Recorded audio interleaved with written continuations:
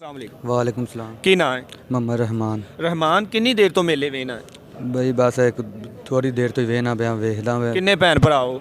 ਇਕੱਲਾ ਹੀ ਹਾਂ। ਕੱਲਾ ਮਾਪਿਆਂ ਦਾ ਪੁੱਤਰ ਹੈ। ਹਾਂਜੀ ਤੇ ਇਹ ਤੁਸੀਂ ਜਨਾਨੀਆਂ ਨੂੰ ਅਗਵਾ ਕੀਤਾ, ਉਹਨਾਂ ਨਾਲ ਜ਼ਿਆਦਤੀ ਕੀਤੀ, ਸ਼ਰਮ ਨਹੀਂ ਆਈ ਤੈਨੂੰ? ਸਰ ਮੈਂ ਹੀ ਨਹੀਂ ਕੁਝ ਵੀ ਕੀਤਾ ਹੈਗਾ। ਦੋਸਤ ਤੂੰ ਨਹੀਂ ਜ਼ਿਆਦਤੀ ਕੀਤੀ? ਨਹੀਂ, ਅਸੀਂ ਉਹ ਸਾਡੇ ਕੋਲ ਲੈਣ ਗੰਦੇ ਬੇਲੀ ਨਿਕਲਾਵੇਂ ਤਾਂ ਫਿਰ ਕੀ ਕਰੀਏ। ਉਹ ਬੇਲੀ ਲੈ ਆਏ ਨੇ ਤੇ ਉਹ ਜਾਂਗਾ ਢੋਡੀ ਸੀ ਜਿੱਥੇ ਲੈ ਕੇ ਆਏ? ਹਾਂਜੀ ਇਹੋ ਹੀ। ਤੂੰ ਬੇਲੀਆਂ ਨੂੰ ਰੋਕਿਆ ਨਹੀਂ ਕਿ ਯਾਰ ਤੁਸੀਂ ਗਲਤ ਕਰਦੇ ਪਿਓ, ਨਾ ਕੰਮ ਕਰੋ? ਬੜਾ ਰੋਕਿਆ ਭਾਈ ਜਾਨ, ਰੋਕ ਰੋਕ ਕੇ ਤੇ ਗੰਦੇ ਬੇਲੀ ਫਿਰ ਨਿਕਲਾਵੇਂ ਤਾਂ ਫਿਰ ਕੀ ਕਰੀਏ।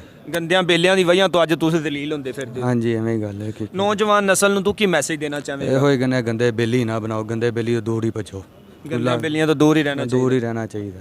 अस्सलाम वालेकुम। वालेकुम सलाम। ਕੀ ਨਾਂ ਹੈ? मोहम्मद इरफान। ਇਰਫਾਨ, ਤੂੰ ਮੈਨੂੰ ਇਹ ਦੱਸ ਕਿ ਤੁਸੀਂ ਇਹ ਜਨਾਨੀਆਂ ਨੂੰ ਅਗਵਾ ਕਰਦੇ ਹੋ, ਉਹਨਾਂ ਨਾਲ ਜ਼ਿਆਦਤੀ ਬਦਫੇਲੀ ਕਰਦੇ ਹੋ, ਕਿੰਨੀ ਦੇਰ ਤੋਂ ਇਹ ਕੰਮ ਕਰਦੇ ਪਏ ਹੋ? नहीं सर जी फर्स्ट टाइम होया सी, कदे नहीं जास्ती कीती हैगी जनानी। ਹੁਣ ਕਿਵੇਂ ਇਰਾਦਾ ਤੇਰਾ ਬਣ ਗਿਆ ਜ਼ਿਆਦਤੀ ਕਰਨ ਦਾ? नहीं सर नहीं कीती, पर्चा वेख लो ने लिखवाया नहीं। ਤੂੰ ਨਹੀਂ ਜ਼ਿਆਦਤੀ ਕੀਤੀ? हाँ जी सर जी जाती नहीं कीती।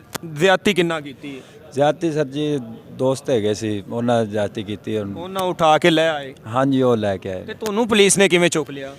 ਅਸੀਂ ਸਰ ਜੀ ਨਾ ਖੁੱਡੀਆਂ ਆਏ ਸਾਂ ਬੈਂਕ ਕੈਸ਼ ਜਮ੍ਹਾਂ ਕਰਵਾਉਣ। ਬੈਂਕ ਕੈਸ਼ ਜਮ੍ਹਾਂ ਕਰਵਾ ਕੇ ਬਾਹਰ ਨਿਕਲੇ ਗਿਆ ਤੇ ਉੱਥੇ ਹੀ ਸਾਨੂੰ ਗ੍ਰਿਫਤਾਰ ਹੋ ਗਿਆ। ਹਾਂਜੀ ਪੁਲਿਸ ਆ ਗਈ। ਨਹੀਂ ਨਹੀਂ, ਤੇ ਪੁਲਿਸ ਨੇ, ਤੁਸੀਂ ਅਗਰ ਨਾਲ ਨਹੀਂ ਹੈਗੇ ਸਾਜੇ, ਤੇ ਪੁਲਿਸ ਨੇ ਕਿਸ ਵਜ੍ਹਾ ਤੋਂ ਤੁਹਾਨੂੰ ਚੁੱਕ ਲਿਆ? ਸਰ ਜੀ ਜਗ੍ਹਾ ਸਾਡੀ ਸੀ ਅੱਛਾ, ਜਿੱਥੇ। ਜਿੱਥੇ ਲੈ ਕੇ ਆਏ ਸੀ ਤੁਹਾਡੇ ਬੇਲੀ, ਉਹ ਜਗ੍ਹਾ ਤੁਹਾਡੀ ਸੀ? ਹਾਂਜੀ ਉਹ ਜਗ੍ਹਾ ਸਾਡੀ ਹੈਗੀ ਸੀ ਜੀ। ਕਿੰਨੇ ਬੇਲੀ ਸੀ ਜਿਹੜੇ ਨਾਲ ਲੈ ਕੇ ਆਏ ਸੀ ਨਾਲ? ਸਰ ਜੀ ਬੇਲੀ ਹੈਗੇ ਸੀ 4। ਚਾਰ ਬੇਲੀ ਤੁਹਾਡੇ ਆਏ ਨੇ, ਉਹ ਜਨਾਨੇ ਨੂੰ ਚੁੱਕ ਕੇ ਲੈ ਆਏ ਨੇ ਉੱਥੇ ਤੁਹਾਡੀ ਹਾਂਜੀ ਜਗ੍ਹਾ ਤੇ। ਜੀ ਸਰ ਜੀ। ਤੁਸੀਂ ਬੇਲੀਆਂ ਨੂੰ ਮਨਾ ਨਹੀਂ ਕੀਤਾ ਕਿ ਯਾਰ ਇਹ ਗਲਤ ਕੰਮ ਹੈ, ਅਸੀਂ ਨਹੀਂ ਇੱਥੇ ਤੁਹਾਨੂੰ ਜਗ੍ਹਾ ਦੇ? ਬਸ ਸਰ ਜੀ ਹੁਣ ਸਮਝਾਉਂਦੇ ਰਹੇ ਨਹੀਂ, ਉਹਨਾਂ ਬੇਲੀ ਦੋਸਤ ਹੈਗੇ ਸੀ ਤੇ ਭੈੜੇ ਬੇਲੀ ਨਿਕਲ ਆਂਦਾ। ਇੰਜ ਦੇ ਬੇਲੀਆਂ ਨਾਲ ਆਂਗਾ ਤਲਕ ਰੱਖੇਗਾ ਜਾਂ ਛੱਡ ਦਿੱਤੇ ਨੇ ਤਲਕ? ਨਹੀਂ ਸਰ ਜੀ ਬਸ ਛੱਡ ਦਿੱਤੇ ਨੇ, ਐਂਡ ਹੋ ਗਿਆ। ਤੋਬਾ ਕਰ ਲਈ। ਹਾਂਜੀ ਤੋਬਾ ਕਰ। ਨੌਜਵਾਨ ਨਸਲ ਨੂੰ ਕੀ ਮੈਸੇਜ ਦੇਣਾ ਚਾਹੀਦਾ ਕਿ ਇੰਜ ਦੇ ਬੇਲੀਆਂ ਦੀ ਖਾਤਰ ਬੇਲੀਆਂ ਨੇ ਤੁਹਾਨੂੰ ਹੱਥ ਕੜੀ ਲਵਾ ਦਿੱਤੀ ਹੈ ਤੇ ਇੰਜ ਦੇ ਬੇਲੀਆਂ ਦੇ ਨਾਲ ਤਾਮਨ ਕਰਨਾ ਚਾਹੀਦਾ ਹੈ, ਉਹਨਾਂ ਨੂੰ ਯਾਨੀ ਕਿ ਜਗ੍ਹਾ ਦੇਣੀ ਚਾਹੀਦੀ? ਨਹੀਂ ਸਰ ਜੀ ਜਗ੍ਹਾ ਨਹੀਂ ਦੇਣੀ ਚਾਹੀਦੀ, ਨਾ ਤਾਮਨ ਕਰਨਾ ਚਾਹੀਦਾ, ਨਾ ਟੁਰਨਾ ਚਾਹੀਦਾ ਇਹੋ ਜਿਹੇ ਬੇਲੀਆਂ ਨਾਲ। ਰੱਖਣਾ ਚਾਹੀਦਾ ਇਹ ਬੇਲੀਆਂ ਦਾ ਰਾਬਤਾ ਵੀ ਨਹੀਂ ਰੱਖਣਾ ਚਾਹੀਦਾ। ਰਾਬਤਾ ਵੀ ਨਹੀਂ ਰੱਖਣਾ ਨਹੀਂ ਚਾਹੀਦਾ? ਰੱਖਣਾ ਚਾਹੀਦਾ। ਕਿੰਨੀ ਦੇਰ ਤੋਂ ਦੋਸਤੀ ਤੁਹਾਡੀ ਹੈਗੀ ਸੀ ਆਪਸ ਵਿੱਚ? ਐਵੇਂ ਬਸ ਇੱਕ ਦੋ ਮੇਲਿਆਂ ਦੇ ਸਲਾਮ ਦੁਆਈ ਸੀ, ਬਸ ਫੋਨ ਤੇ ਗੱਪ ਸ਼ਪ ਹੋਈ, ਉੱਥੋਂ ਬੇਲੀ ਬਣੇ ਨੇ। ਆਮਨ ਜਾਮਨ ਬਣ ਗਿਆ? ਹਾਂ ਆਮਨ ਜਾਮਨ ਇੰਨਾ ਕੋ ਨਹੀਂ ਹੈਗਾ ਸੀ, ਐਵੇਂ ਇੱਕ ਅੱਧੀ ਵਾਰੀ ਆਏ ਸੀ ਬਸ। ਉਹ ਜਦੋਂ ਫਿਰ ਗੰਦੇ ਬੇਲੀ ਹੋਣ ਸਰ ਜੀ ਫਿਰ ਕੀ ਕਰੀਏ।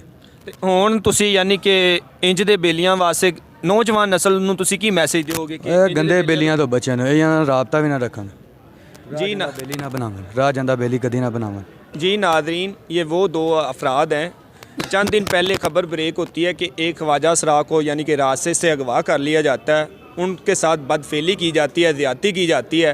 मगर देखने वाले नादरीन से भी रिक्वेस्ट करना चाहेंगे, जब भी अपना कोई यानी कि दोस्त बनाएं तो वो एक ख़ानदानी को दोस्त बनाएं, एक नेक इंसान को दोस्त बनाएं, ताकि आपको भी जेल की हवा ना खानी पड़े। इसी के साथ अपने मेज़बान सरदार जवेदा शडोगर को दीजिए इजाज़त। अल्लाह निगहबान।